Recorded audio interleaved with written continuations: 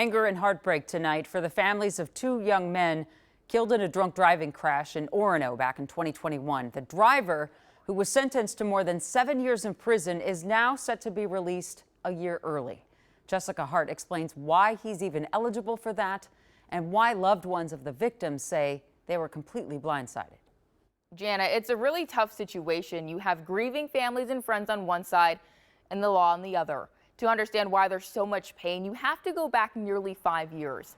In July 2021, Mack, Motzko and Sam Schuneman were killed in a crash in Orono.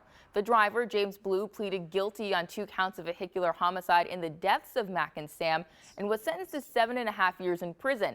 In exchange for a guilty plea, prosecutors dropped 4 other charges. Blue was driving drunk, more than twice the legal limit, and was going nearly 100 miles per hour.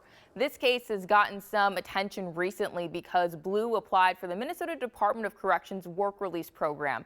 For most felony convictions in Minnesota, individuals have to serve 2/3 of their prison sentence incarcerated before being released on probation. So how could Blue be eligible for this program? DOC policy allows participation up to a year prior of an inmate's supervised release date. Blue's anticipated probation release is May 3rd of next year.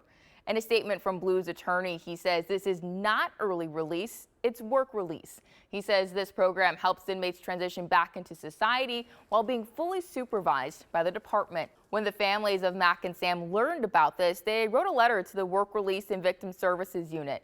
This is a redacted copy of the letter. Parts of it removed that were too graphic. The families expressed their shock and anger.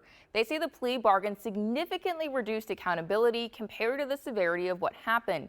The families say in their letter their boys not only died, but their bodies were mutilated.